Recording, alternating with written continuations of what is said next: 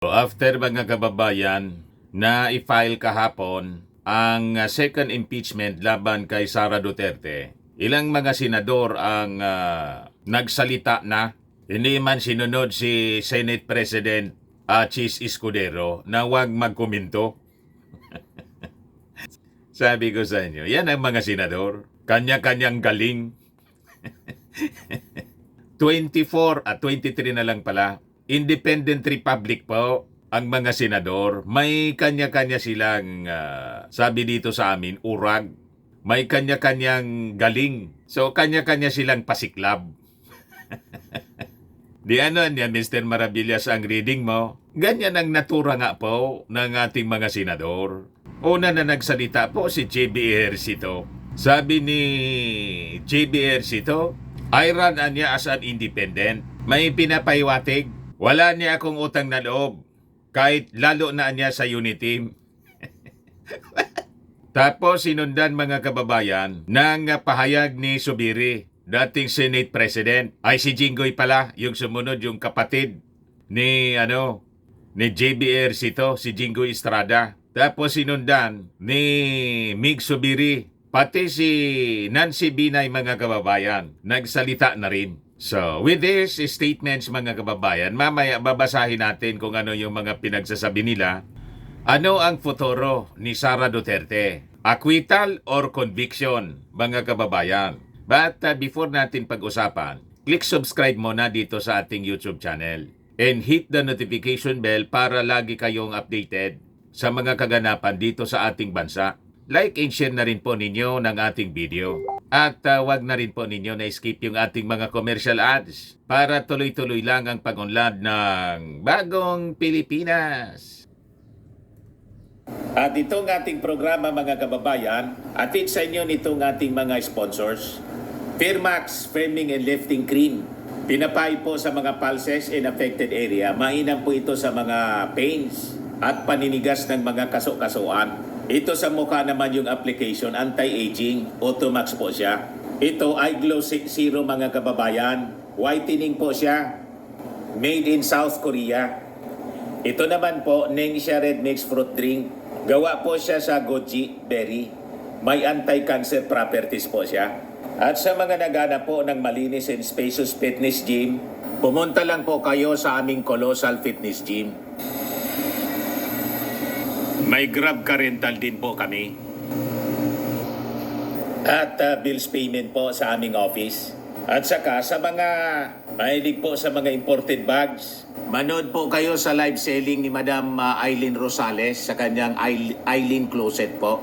Pati mga shoes, ito yung kanya po. Ito yung kanyang page. Kita ninyo, napakagandang mga online selling po siya. Si Madam Eileen Rosales. Cellphone number niya po, 773-798-7816. Balikan natin mga kababayan yung ating kwento. We'll try to analyze mga kababayan itong mga reactions ng ating mga senador. Kasi after na ma-file yung second impeachment, ibigay ko muna pala sa inyo yung focus ng second impeachment po. Na sa tingin mga kababayan ng mga sponsors mula sa Makabayan Black, yung nag-endorse ng mga congressmen, pero yung nag-file, signatory po, mga people's organization, 74 people's organization. Yung unang impeachment, in-endorse ng Akbayan, kalaban ng Makabayan. Pero sabi po ng Makabayan Black, they are looking forward to working together. Kasi isa lang naman ang kanilang objective. Papanagutin mga kababayan si Sara Duterte sa maling paggamit, ang term nilang ginagamit, paglustay ng pera ng bayan, ng confidential funds mga kababayan. Kaya ito yung tutok ngayon ng Makabayan Black. Kasi sa tingin nila, mas madali ditong makonvict si Sara. Unang-una, napatunayan na po na si Mary Grace Piatos fake. So malakas na yun na patunay.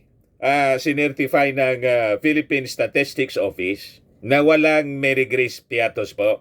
Nagkuhan nga po kami, pumunta kami sa SM kagabi para mamili ng pwede nating mairigalo ng mga chichirya sa mga mahihirap nating pamilya ngayong Disyembre. Mag-feeding and gift giving po kami. Nagkakaubusan po ng piatos. Nakatulong po yung congressional investigation. Buminta yung piatos po. Na-promote. Kawan niya talaga, Mr. Maravilla. Ayun naman talaga po. Sumikat yung nakasaka yung restaurant na Mary Grace, tapos yung chichiriyang piatos, nagkakaubusan ngayon. Kaya yung nabili namin, yung bags ng cheese bag ng Oishi. Pero halo-halo din po yon. Hindi man lahat Oishi. Baka may piatos din sa loob. Hindi ko man binuksan. Malaki po, mga ganyan, 100 yung bawat bit-bit na bag.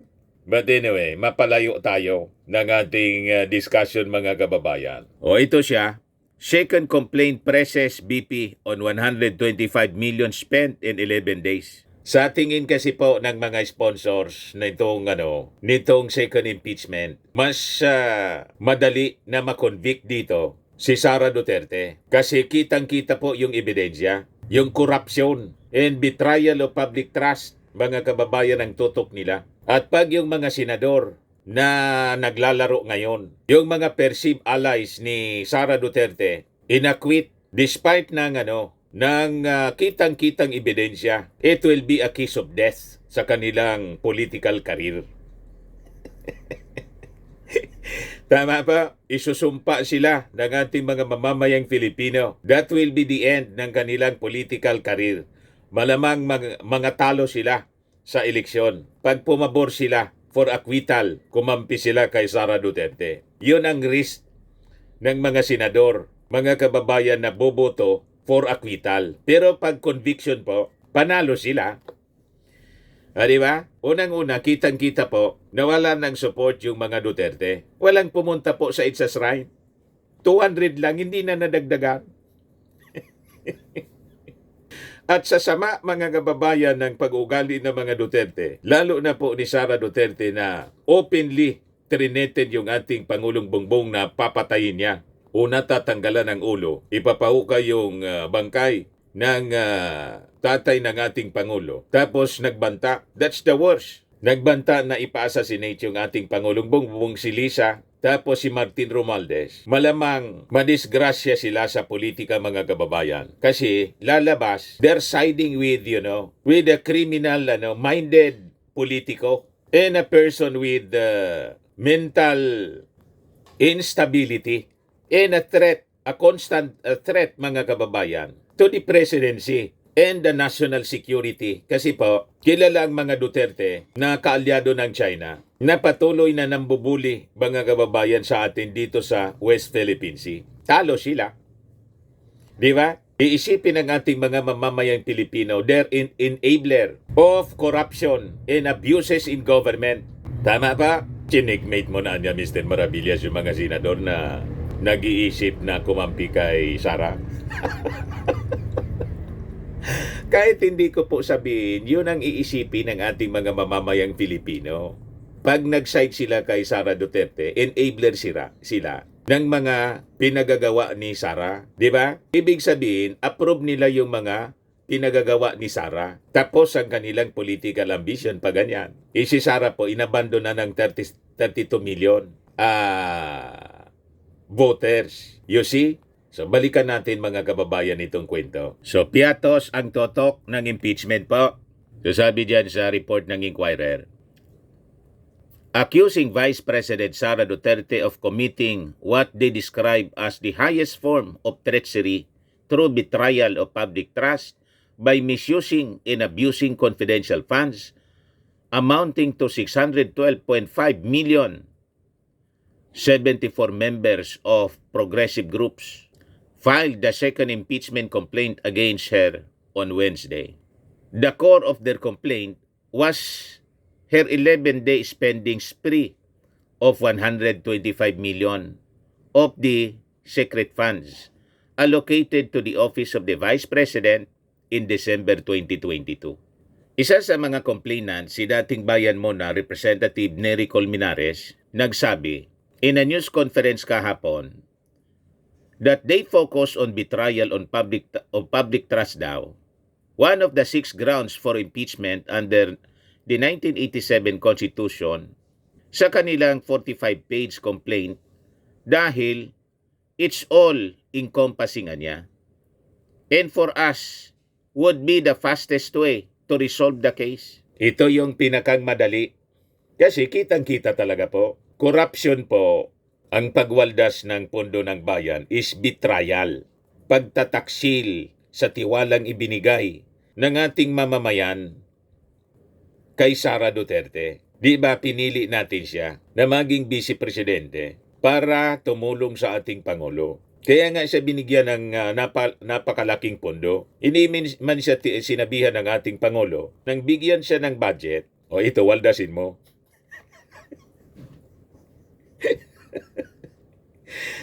Sariling desisyon ni yun, Inday, mga kababayan. Sariling desisyon ni Sara Duterte yung pagwaldas. Hindi man yun wawaldasin ng kanyang mga empleyado. Malinaw yung investigation. Ang tinuturo pa, ang tinuturo po mga kababayan, laging siya, utos-an niya ni BP. Nilaglag siya ng kanyang mga opisyal po. So sabi po ni Colmenares, betrayal of public trust is one of the highest, if not the highest treachery by a public official. Kaya niya pinili namin siya. The other impeachable offenses are culpable violation of the Constitution, treason, bribery, graft in corruption, and other high crimes. So pasok pa rin yung bribery. May bribery po na nangyari. Graft in corruption. Of course, graft in corruption po yung paglustay. Yung bribery po, remember yung 50,000 na ni-reveal ni 50,000 per month na ni-reveal po ni Yusek Mercado. At saka yung iba pang mga official niya, 20,000 o 25,000 per month yung natatanggap. Bribery po yon para hindi magsalita yung mga official sa paggastos. Lahat ng pumipirma po, malinaw na bribery. So yun ang papatunayan po during the impeachment trial. So yung impeachment in-endorse po ng Makabayan Black in the House of Representatives. Si Kabataan Party List Representative Raul Manuel, si Arlene Brusas ng Gabriela, tapos si ACT Party List Representative Franz Castro. Kaya yung mga akusasyon po ng Duterte Camp, nasa likod nito si Martin Romualdez, malabo pong paniwalaan ng publiko. Lalo kung iakusa nila yung ating Pangulong Bongbong na siyang mastermind nito ng impeachment, walang maniwala po kasi nagsabi na yung palasyo, wala kami niya dyan. Unang-una, sinabi ng ating Pangulo, ayaw niya sa impeachment. Ano niya, Mr. Maravillas, talaga yung Pangulo ayaw na ipa-impeach si Sara? No comment. Pero kung ako ang Pangulo po, ganon din ang sasabihin ko na ayaw kong ma-impeach si Sara. Alangan man, bigyan ko ng pagkakataon po ang aking kalaban na makakuha ng rason na may magamit sila sa propaganda laban sa akin.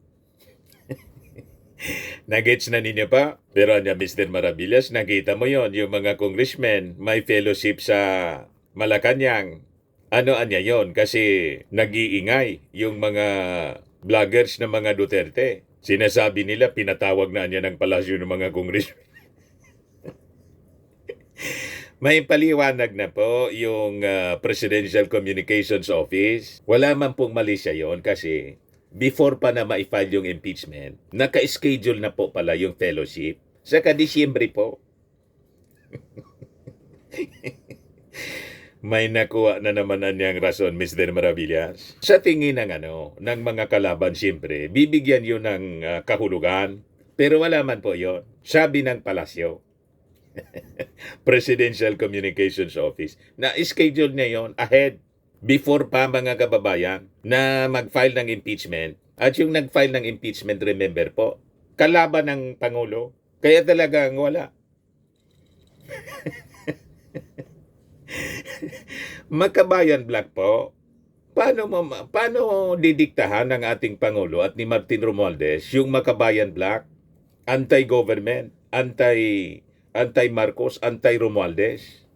Kaya walang maniniwala sa mga pinagsasabi ng mga Duterte na ang nasa likod ng impeachment po yung ating Pangulo at si Martin. Ganon katalino ang ating Pangulo at si Martin Romualdez ang susunod na Pangulo. Yan ang sinasabi ni Sara Duterte at mga DDS na gustong magpangulo si Martin Romualdez. Baka yung mga sinasabi po ninyo mangyari. Pinatawag na hindi pala pinatawag. Nag-courtesy call yung mga general. Inggit na naman po yung mga DDS. Inaakyo si Martin Romualdez na umaasta na presidente or prime minister anya. Yan sabi ni Martino, our soldiers are the backbone of our nation's security and defense. We must ensure they have the resources they need to serve with honor and dedication. Yan po si Martino. Romualdez reaffirms full budget support for the armed forces, proposes 350 daily allowance para sa mga sundalo. Checkmate po si Digong. Nagsumpa yung mga sundalo. Wala siyang marirecruit. Ngayon po, si Martin Romualdez.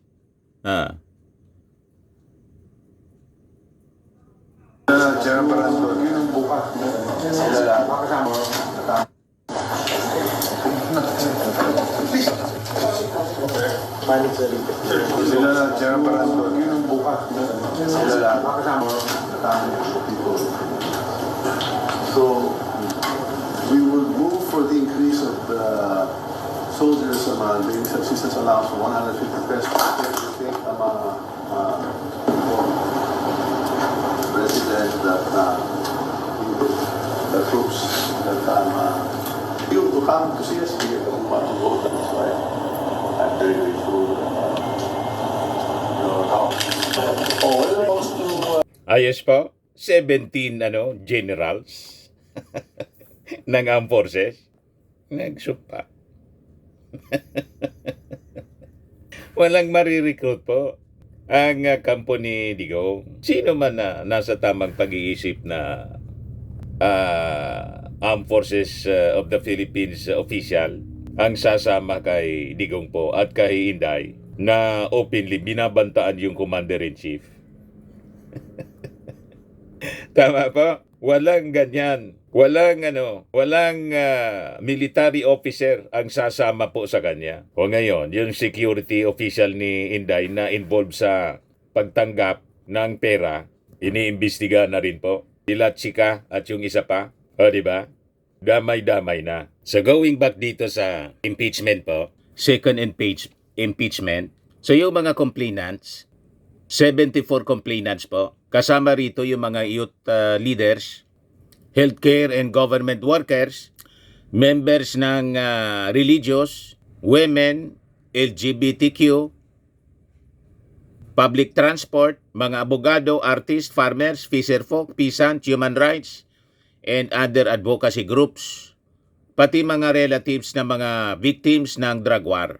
So base po sa complaint, pinakita ni Sara Duterte yung pagtraidor, betrayal of public trust, with her alleged gross abuse of discretionary powers, over 612.5 million in confidential funds, gross disregard of transparency and accountability, making a mockery of the audit process, and dereliction of official duty by her willful refusal to recognize congressional oversight during budget deliberations and its authority to conduct inquiries in aid of legislation. So, klarado po yung kaso. At base sa kaso, ang sino mang senador that will vote against the impeachment po will be perceived by the public as traitors to the Republic of the Philippines. Mga traidor din, mga kababayan. Tama po. Kaya checkmate po yung mga senador. Kaya itong pagpalag nila, pagsasalita ngayon, may analysis po ako kung anong ibig sabihin yan. Mamaya po, matapos nating i-present itong balita. So sabi dito, the kernel of public betrayal was the complete disbursement of OBP's confidential funds of 125 million pesos in just 11 days. From December 20 to December 31, 2022, or more than 11.3 million pesos of people's money a day. Napag-alaman ng COA that the OBP submitted deficient acknowledgement receipts and other documents to justify the expenditure of about 73 million pesos, issuing a notice of disallowance for more than half of the total amount of that year's confidential funds. Malinaw po yan na na-establish ng congressional hearing ng committee po ni Joel Chua. Kaya pag bumoto po ng pabor kay Inday, kay Sara Duterte yung mga senador for acquittal po, damay sila sa sumpa. Damay sila sa sumpa ng publiko. Kaya malamang itong mga statements na pinalalabas ng mga senador po, may ibig sabihin po yon. May pahiwatig lang.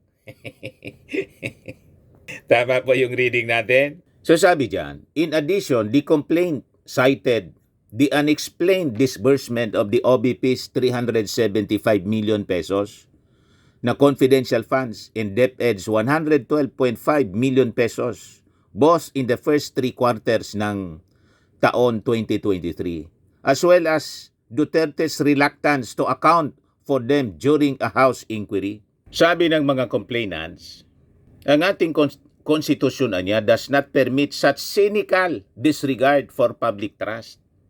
It does not allow the Vice President to treat public funds as a personal war chest while stonewalling all attempts at oversight. Sabi po ni Makabayan Deputy Minority Leader Franz Castro, the allegedly fabricated acknowledgement receipts and accomplishment reports in the OBP's justification for spending its 2022 confidential funds as evidence against Duterte. This is enough reason to say that Duterte is not worthy of our trust. She is not worthy of the people's trust, sabi po ni Castro. That's also one reason we focus our complaint on betrayal of public trust, sabi po niya. The complainants also cited her 2 separate press conferences in October when she said she imagined herself beheading the president, and in November when she said she had contracted someone to assassinate Marcos, First Lady Lisa Marcos, Araneta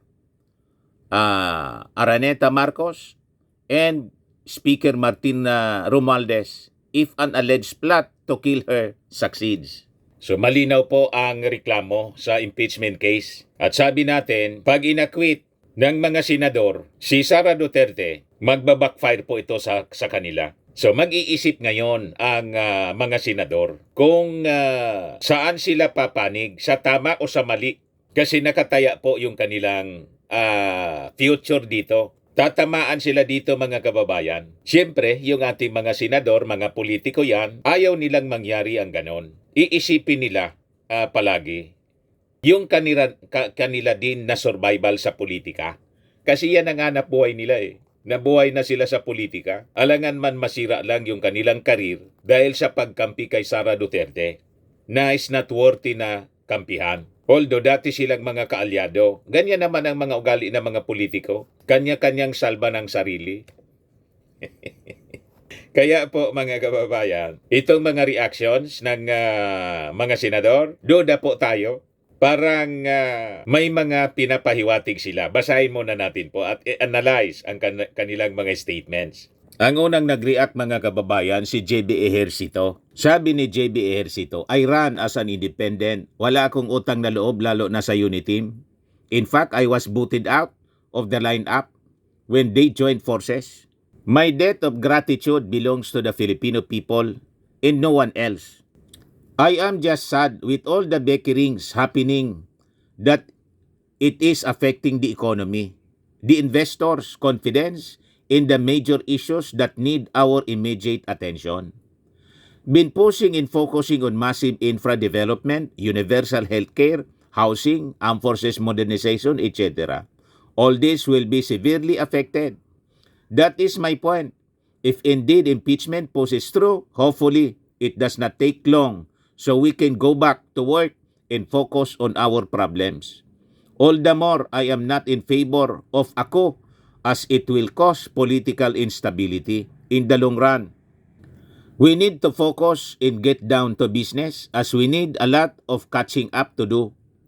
Ang dami pa nating problema at mga bagay na kailangang tutukan at ayusin. Hindi nakakatulong ang kaguluhan at bangayan sa politika. Trabaho lang po ang focus ko at hindi ang makisali sa bangayan sa taas. Papogi siyempre si JB Ejercito. Re-electionist po eh. O ngayon, ano ang take natin? Ano ang basa natin sa kanyang statement? Kung ako po ang tatanungin po ninyo, ang basa ko po, may pinapahiwatig si JB Ejercito na hindi pwede na basta na lang.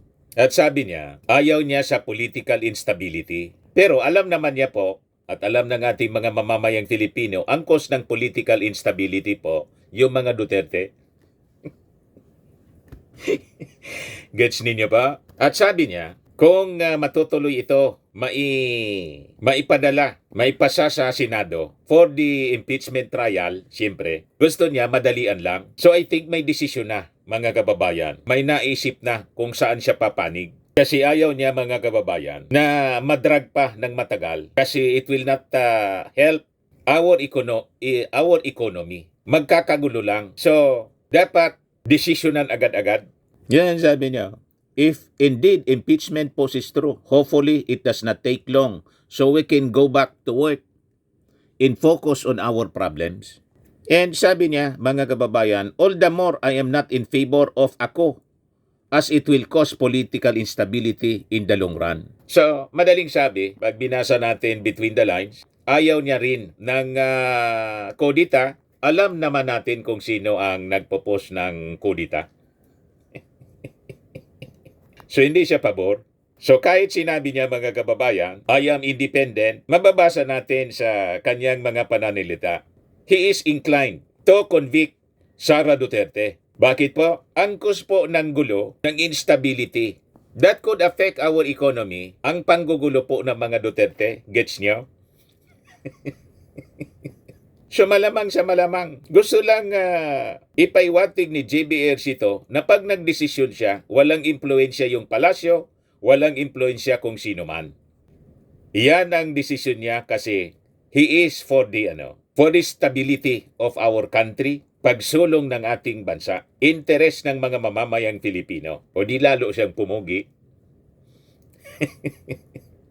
Pero mga kababayan, conviction ang possible niya. Reading ko lang po ito Ang possible na boto niya, unang-una, sabi ko nga mga kababayan, pag si Sara nag-survive dito sa impeachment po, pwede siyang kumandidato for president sa 2028. Madaling sabi, kung may ambisyon si JB Ejercito in all the rest of the senators to run for the top position sa future, lahat ng yan mga kababayan, may ambisyon, sabi natin. So imbes minus 1 na yung magiging kalaban niya, Duterte will remain. Sara Duterte will remain as their political enemy. Pagdating ng eleksyon, kalaban nila. Yung dati sa eleksyon po, yung kaalyado nagiging kalaban. Yung magka-unity team nga ngayon, magkalaban na eh. Kasi nga po, sa politika, walang personal, no permanent friends and enemies. Only interest. Kung ano ang tingin nila, una, makakabuti sa kanilang political future, nandun sila. Pangalawa, siyempre. Pero siyempre, ang ipapaiwatig nila na una yung public interest. Wala mang magsasabing politiko, mga kababayan, na una yung sarili. Ang politiko po, laging public interest ang sasabihin. Pero sa reality po, una ang sarili. Nagets na ninyo? Sa tanda ko na po ito, mga kababayan na observer sa politika, with my practice of my media profession for close to 40 years. 40 years na nga po, 2024 na pala ngayon. 1984 ako pumasok sa 40 years na sa mainstream media. Alam na natin ang body language. Alam na nating basahin ang mga pananalita ng mga politiko. Laging sinasabi nila, public interest ang una. Pero sa katotohanan po, personal. Di ba? Wala nga naman na niya. Kayo na lang yung maghari-hari. Di ba? Lalo si Sara Duterte, bata pa. Dapat na niya tapusin na natin. Pero dapat yung pagtapos natin sa political career ng mga Duterte, yung hindi masyado halata. Kaya nga yung ating Pangulong Bongbong Marcos dumistansya. Sabi ng ating Pangulong Bongbong, mga kababayan, hindi ako pabor dyan. Tinext ko niya yung tamaan niya yung nag-leak na text na I am requesting the Congress na wag nang i-post yung impeachment. Nagets na ninyo pa? Ngayon, dito naman tayo sa statement ni Mig Zubiri po. I-analyze natin. Barkada ni Sara? Sabi dito sa report ng Impact Leadership, Zubiri says he does not want impeachment proceedings in the Senate. Calls it divisive niya. Si retired na. Nag-retire na po sa politika. So sabi dito sa balita, Senator Mig Zubiri expressed his reluctance to see impeachment proceedings take place in the Senate. Ako, like many of my colleagues, we will not want to see the impeachment proceedings in the Senate because, obviously, it's going to be very divisive. Sabi po ni Zubiri, I know I'm supposed not to talk about the impeachment, but in my heart, is this what we want? Is this what we want? Supposed to the elections? I used to be Senate President so we know the implication of that. We know the duty. Zubiri emphasized that if the impeachment reaches the Senate, they would be obligated to fulfill their constitutional duty to convene an impeachment court. Kasi alam ko naging Senate President ako at alam ko yung implication of that. We know our duty. However, Zubiri stressed that personally he hoped for peace and stability. Sana walang gulo kasi ayaw po natin ng gulo at this point. Gusto nga po namin ceasefire muna at this point in time. He also referenced the political unrest in South Korea saying and then yung nangyayari sa South Korea, di ba? They declared martial law in South Korea. Now, nagkakagulo sila doon. I could not believe it. I could not believe that they had this political noise in South Korea last night. Di Mr. Maravillas, ang basa mo? Parehas po ng basa natin kay JBRC to. Ganun ang sasabihin nila. But, inadmit po ni Zubiri, kasi alam ko naman yung duty namin. Pag umabot yan sa amin, yung impeachment, we are obligated to convene as an impeachment court. So haharapin nila ang trabaho po. They have to act on it. O ngayon, kung ano yung magiging boto ni Zubiri, itong mga pinalabas niyang statement, mga kababayan, sa bagay, aligned naman po doon sa posisyon ng ating Pangulong Bongbong Marcos na ayaw niya ng impeachment. O ngayon, on the other hand, itong mga statements na to, ang reading natin ay parang pasabi na ito yung posisyon namin. Ang gusto niyang may interest niya sa kasong ito, sa impeachment, either si Digong or si Inday or yung interesado na matanggal si Sara Duterte as Vice President, dapat niya na alangan man boboto kami ng pabor or kontra. Wala man lang makikiusap sa amin.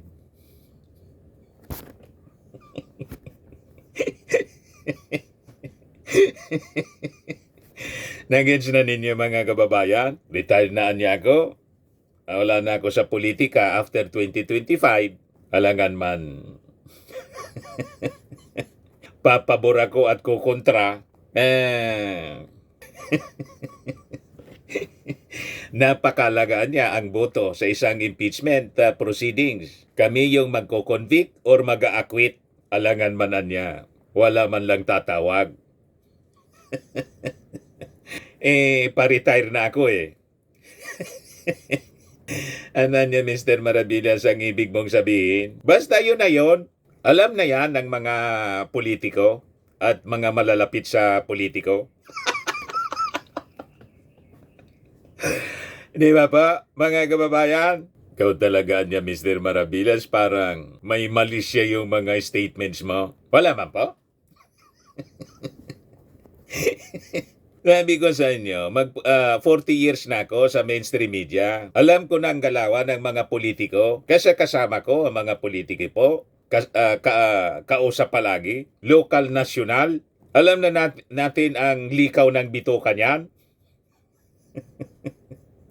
Minsan ang oo, hindi. Ang hindi, oo.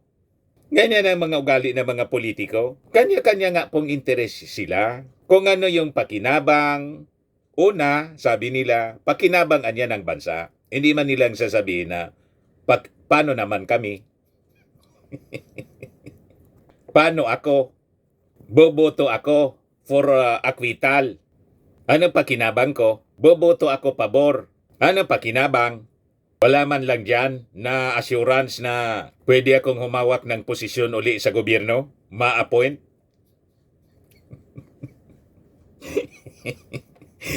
Di ba? Kahit gusto ko nang mag-retire sa politika, pero sa mga posisyon tulad ng secretary ng kung anong departamento, hindi ba pwede ako?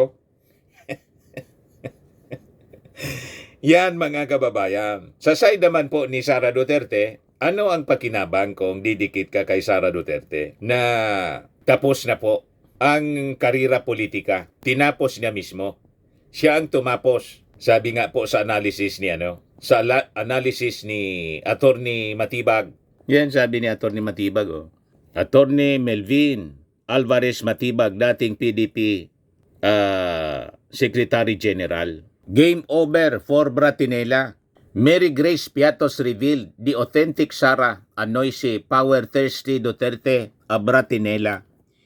If the second envelope led to the downfall of President Joseph Estrada, Mary Grace Piatos has sealed the demise of Sara's political ambitions. So sasama ka doon mga kababayan sa isang politiko, sa isang leader na tinuldo ka na niya yung sarili niyang political future.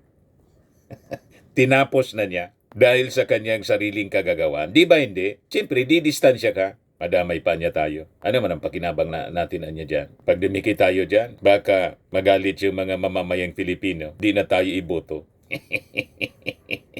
You do not want to be associated sa mga taong kung sa barko, lumubog na yung barko, doon ka pa tatalon. Imbis tumalon ka na sa dagat, dapat abandon ship na pag nandyan ka sa palubog na barko. Duterte is a sinking ship, mga kababayan. Yan ang katotohanan yan. O, ito na sila. Pati si Jinggoy. Sabi ni Jinggoy, sabi dito sa balita, mga kaibigan, senators who publicly opposed impeachment, at least 4 senators, Senate President Pro Tempore Jinggoy Estrada, Senator Nancy Binay, Senator J.B. Ercito, and Senate President Mig Zubiri have publicly opposed the impeachment proceedings. So sabi ni Jinggoy, impeachment will not only sow divisiveness and distract us from the urgent and pressing issues we must collectively address. Itong dalawa, si JB tapos si Migs, nabasa na natin. Ito si Nancy Binay. Sabi ni Nancy Binay, hindi makakatulong sa bansa natin itong usaping impeachment. Sana hindi pa din matuloy ngayon, sabi po ni Nancy Binay. Si Nancy Binay is running for Makati City Mayor. Kailangan niya yung backup ng national government, siyempre, kahit papano. Once halimbawa siya, nanalo as mayor ng Makati, Mas maganda na may kaalyado sa national government. Tingin ninyo, kakampi kay Sara Duterte? Or kakampi mga kababayan sa tama? Pag kumampi siya sa tama, gaganda yung kanyang gaganda yung kanyang pangalan, babango. Hindi lang sa publiko, pati sa mga those in power. Tama pa? Although sabi ng ating Pangulo, tulad ng sinasabi nila ngayon, they're not in favor sa impeachment. So nagets na ninyo, mga kababayan? Kaya ako po, ang personal reading natin, analysis, sa mga statements na to ng mga senador, after na ma-file yung impeachment, second impeachment complaint, ang aking reading po, itong mga senador na to, nagpaparamdam lang. Nagpaparamdam lang. Nandito anya kami. Kailangan na ninyo ang boto namin, whether pabor or kontra. Basta kami anya, uunahin namin ang interes ng bayan. Nang ibig sabihin po ng statement na yon, cover lang yon. Ang katotohanan, alam nga naman, paano namin anya mapaglilingkuran yung bayan kung wala na kami sa politika? Tama ba? Kung masisira yung aming pangalan, ang aming pagkatao, halimbawa, inakwit namin si Sara Duterte na kinamumuhi na ng ating mga mamamayang Pilipino, alam nga naman na niya. Political survival ng bawat isa. Madaling sabi mga kababayan. Tama po yung ating mga analysis? Sa mga naghanap ng malinis and spacious fitness gym, pumunta lang po kayo sa aming Colossal Fitness Gym. We also offer Grab Car Rental with our brand new 2023 model ng Toyota Innova. We also accept booking for those who are planning to travel via PAL, Cebu Pacific, and other airline companies, local and international, and bills payment for Meralco Bills, PLDT, Aleco Bills, etc. Ang Colossal Fitness Gym is located at 3rd floor Security Bank Building, Landco Business Park, Legazpi City, Albay. For inquiries, look for Chilon Maravillas. Contact number 0966-802-0949. Yan yung aming Innova. Lagi na pong matao sa amin. Pati mga foreigners po, tingnan ninyo. Mga British tourists sila. Ang lalaki ng katawan na, mga kababayan, nag-gym sa amin. Ito naman po, Indian National. Ito mga mga European sila. Ito naman yung bago naming product na binibenta online, Eye Glow Serum. Whitening po siya galing sa South Korea. Tingnan ninyo yung epekto sa aking anak na architect entrepreneur, Riz Maravillas. For inquiries, look for Riz Maravillas on FB. Ito naman po, Firmax Framing and Lifting Cream. Pinapahid po ito sa mga pulses and affected area. Mainam po ito sa mga pains at paninigas na mga kaso-kasuan. Ito po, Automax Radiant Serum. Sa mukha naman yung application. Anti-aging po siya. You will look 10 years younger than your age. Sa mga cancer patients naman po, baka lang gusto niyo itong itry. Nengxia Red Mix Fruit Drink. Hindi man po siya gamot, food supplement siya. Kaya lang, gawa siya mga kababayan sa goji berry. Yung goji berry may anti-cancer properties. Yung mga inquiries ninyo, dumiritso na lang kayo sa aming messenger sa Facebook para masagot namin agad. Ayos po. Ako po si Dante Maravillas. Bye-bye. God bless.